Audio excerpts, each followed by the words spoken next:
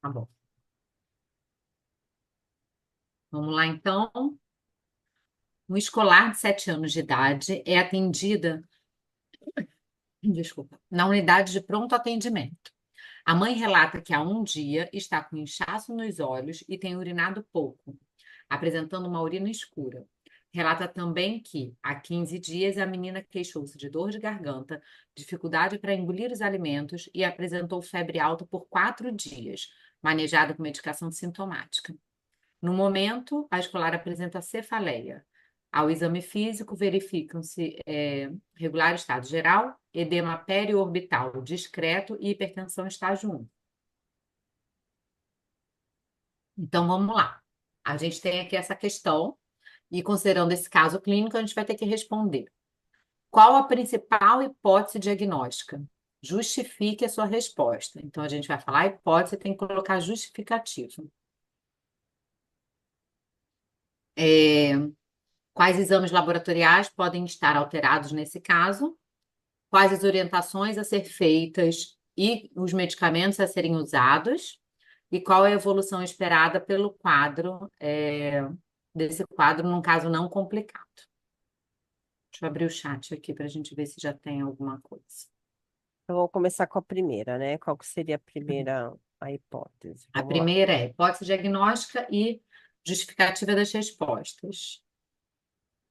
Então, Temos aqui. aqui uma respostinha. Vamos lá. Neilton. É, diagnóstico mais provável. Transtorno do déficit de atenção e hiperatividade. Não é esse caso aqui, Neilton, que a gente está trabalhando, ó.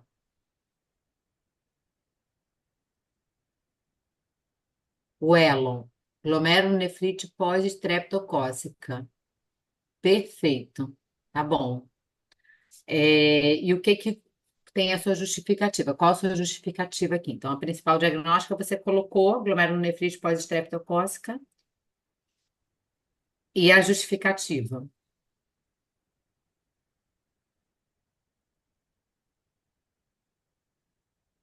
Alguém quer falar? Eu vou falando, Beth, você acha? Ou Vamos a lá, gente... pessoal. Eu queria que. Isso. É, Vamos participando para a gente ficar é dinâmico. Vamos lá. dinâmico, isso. Há 15 dias teve infecção de garganta, é um ponto muito importante. Então, ele tem uma infecção prévia, principalmente de vias aéreas superiores, porque a glomerulonefrite, ela é infecciosa. Ela é uma inflamação causada nos glomérulos, né, por causa de uma reação imunológica. E ela é ligada aos streptococcus, tá? Então, quadro respiratório anterior, tudo isso poderia ser. Principalmente a garganta, tá, gente? Mas, assim, poderia ser quadro respiratório geral, não tratou a infecção de forma adequada, deixou passar, e aí a bactéria fez essa reação inflamatória que lesou os glomérulos no rim. Perfeito. É, quais exames laboratoriais podem estar alterados nesse caso? Ai, desculpa, gente, na justificativa tem mais uma coisa. A gente pode botar a clínica da criança. Então, a gente colocou que teve a infecção, mas a gente tem que colocar a clínica. Então, aqui a Laís botou hipertensão. Beleza. Faltam mais duas coisas, três tríades da glomerulonefrite.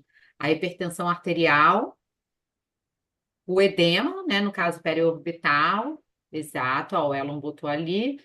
E mais uma coisa, alteração do quê? Da urina escura, a hematúria. Perfeito. Então, a clínica está compatível e mais o dado que ele teve a infecção um pouco antes. Vamos dar uma olhada Justificado. no gabarito para a gente poder ir Vamos, para a segunda?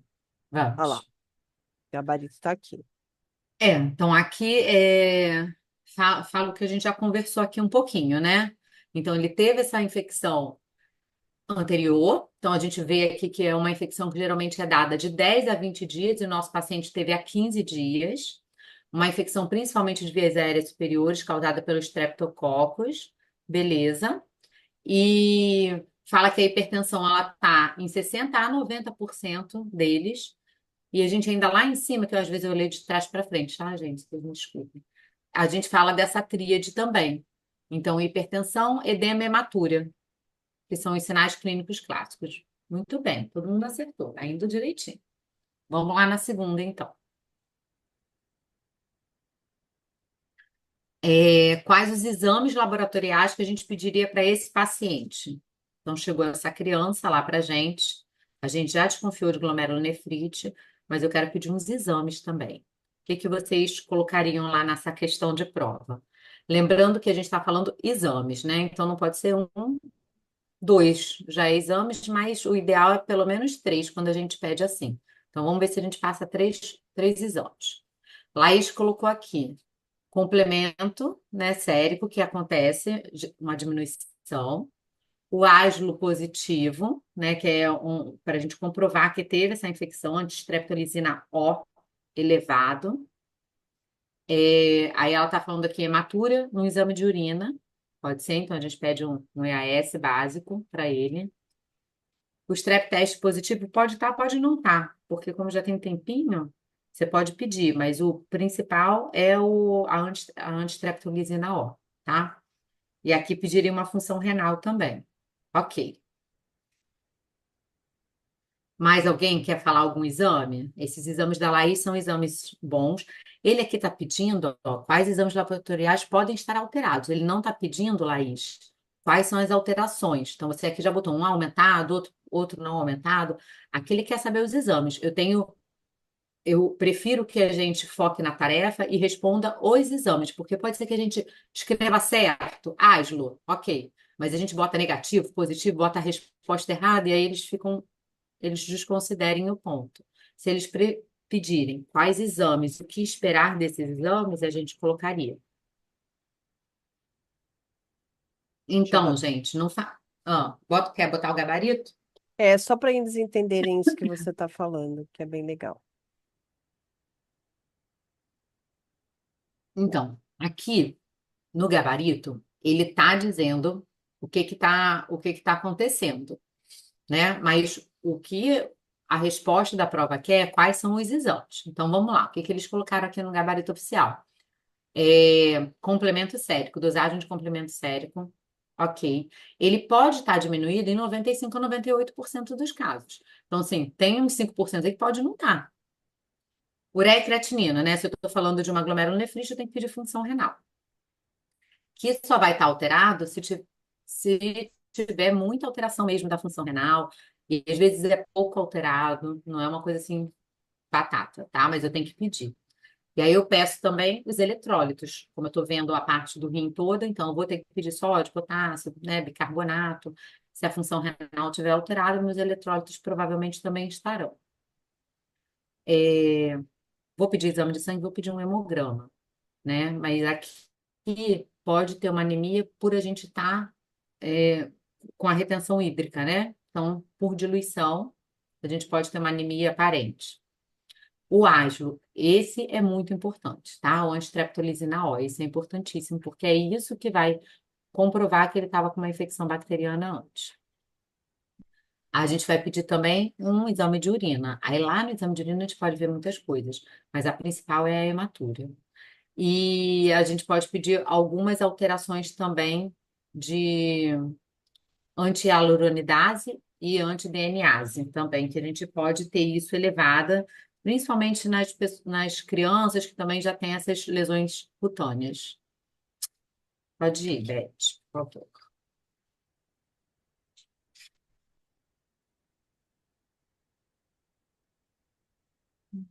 Então, vamos lá, nossa terceira pergunta desse caso. Quais as orientações a serem feitas e que medicamentos devem ser usados por esse escolar? Pensa nesse aí do nosso quadro aí.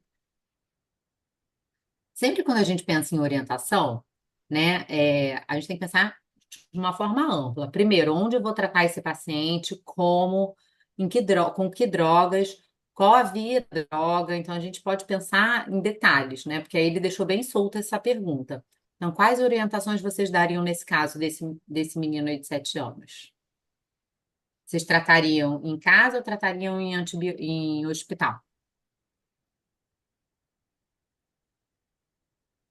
Então, o Newton já deixou a respostinha dele aqui. Vamos dar uma olhada. Restrição hídrica? Sim.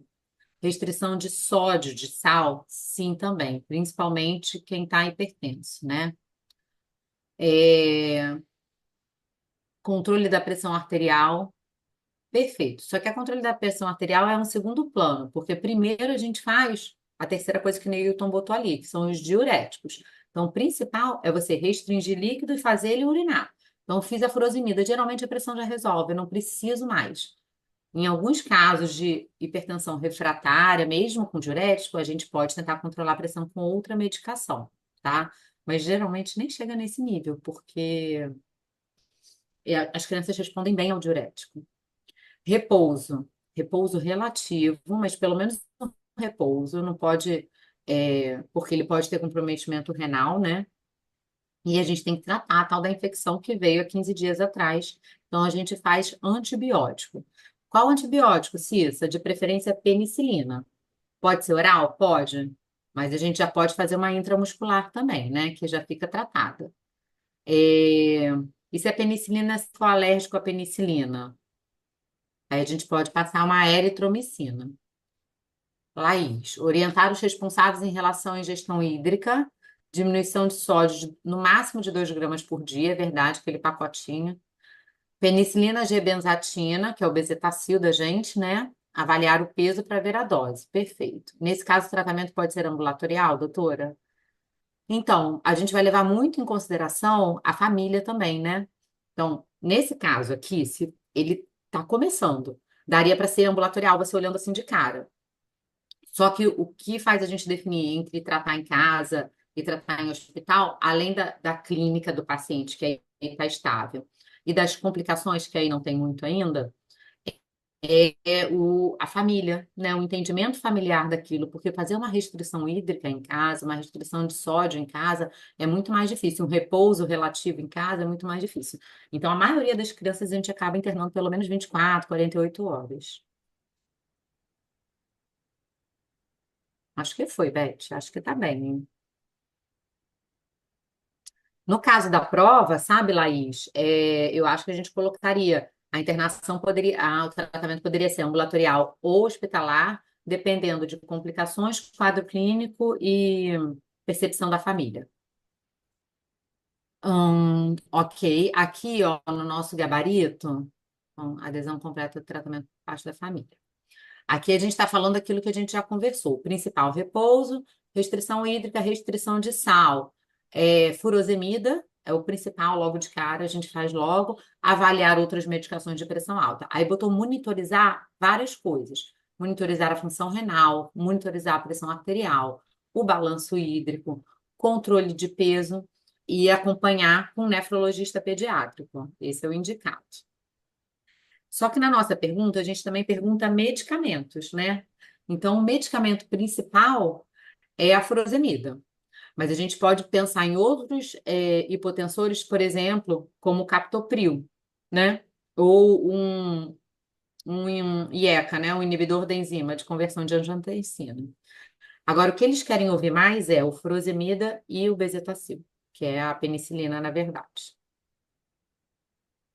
Alguma dúvida desse, gente? A gente ainda tem uma quarta pergunta desse caso, que é falando sobre a evolução do paciente. Então, qual é a evolução esperada para esse caso, que não é um caso complicado? Como é que vocês acham que a gente fazendo isso? Repouso, restringe o líquido e faz a furosemida e o bezetacil. Como é que a criança se comporta? Tipo, opa, melhorei? É uma coisa rápida, é uma coisa demorada? Ali em cima, ó, volta ao normal em 4 semanas. Em média, pode ser. Aqui o Newton já botou algo mais detalhado. Vamos dar uma olhada aqui na resposta dele. Tem uma evolução benigna, maioria dos casos, recuperação espontânea. É. Hematura microscópica pode persistir. Então, a macroscópica, ela melhora rápido, tá? Geralmente, mais rápido, 1 semana, assim, já tá ok. Mas a microscópica, às vezes, ela pode ficar meses. Mas tudo bem, a gente sabe que é um fator que a gente vai acompanhar com esse paciente, né? Então, um bom pediatra e um bom nefrologista. Função renal, ela retorna em semanas ou meses. A função renal também ela volta rapidinho, ela não demora tanto, não. Hipertensão e edema resolvem-se em poucos dias com manejo adequado. É, a pressão, ela geralmente em 3 dias ela já se resolve. Então, a furosemida, ela age muito rápido, né? Ela em 24 horas, geralmente, ela já se resolve. Então, ela é uma resolução rápida, a hipertensão. O estado geral da criança, em 2, 3 dias, já melhora muito, né? Então, você tratou aquela bactéria, aquele tempo de antibiótico fazer efeito de 72 horas. É, imediatamente já melhora a diurética, né? A gente fazendo o diurético. Mas a gente ainda vai ter um resquício ainda de tentar fazer edema por causa da doença, né, dos glomérulos que ainda estão se recuperando. E aí o edema mesmo a gente coloca 1 semana, de 1 a 2 semanas no máximo. E é isso.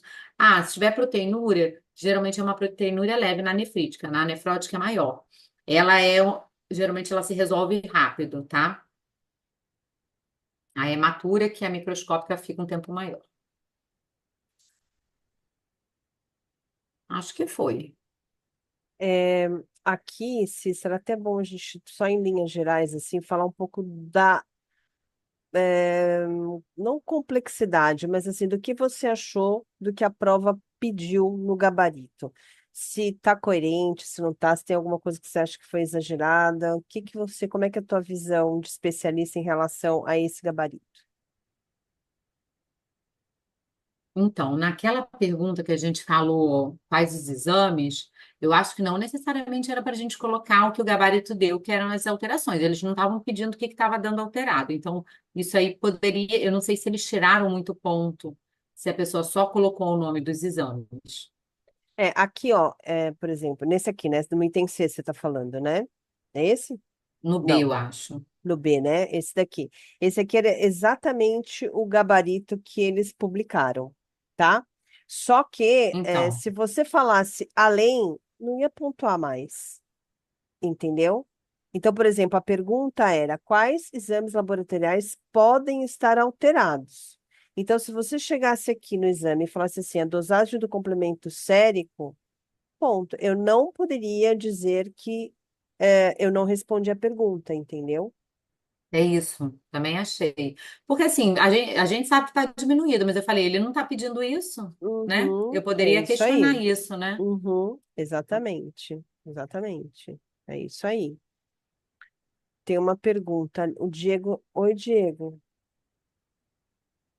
Mas viu, Betty, que ali fala quais são os exames, você tinha dito que não é CIT, é quais.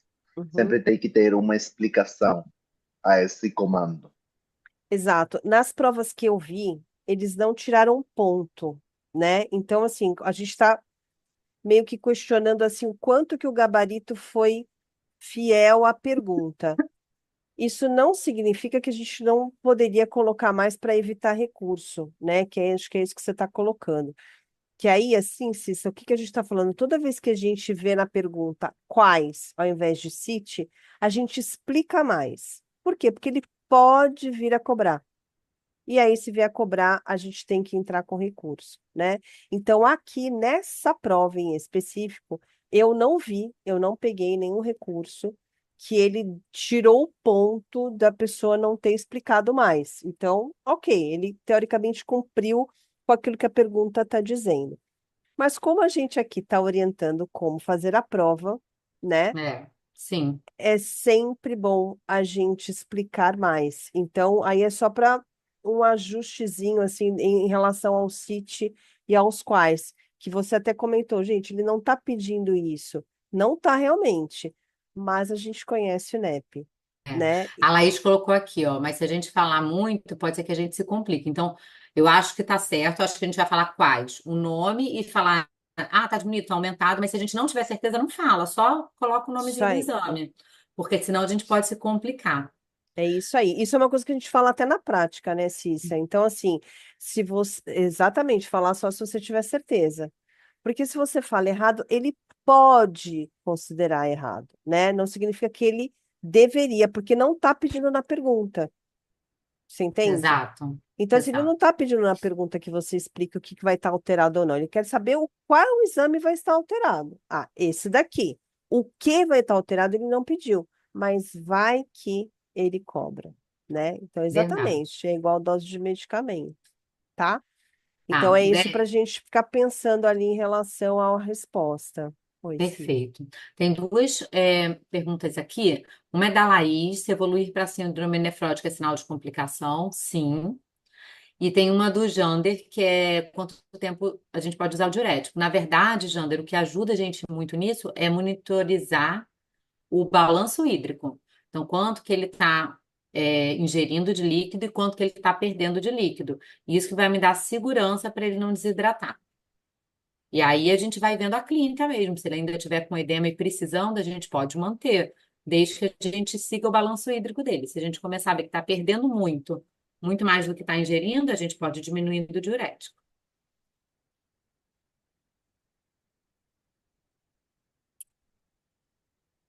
Ok, pessoal. Alguma dúvida mais escassa? Ah, tem mais uma pergunta da Laís, então. Para a família fazer assim em domicílio seria mais complicado, eu acho. Principalmente no público que a gente está falando da prova que está trabalhando com o Ministério da Saúde e SUS e hospital público, né? Porque vão só falar um adendo que não é para a prova de vocês, mas se eu tiver um paciente particular do nefrologista, o nefrologista está em contato, ensina bem a mãe está fazendo direitinho, se sente segura, ele pode ir acompanhando em casa. Mas a maioria, até nos particulares, a gente acaba internando 24, 48 horas, até para mãe entender, sair um pouco dessa gravidade, e o resto ela vai entendendo com uns 2 dias no hospital, como ela vai fazer em casa, replicar em casa. Eu internaria também, eu internaria também. No geral, assim, internaria.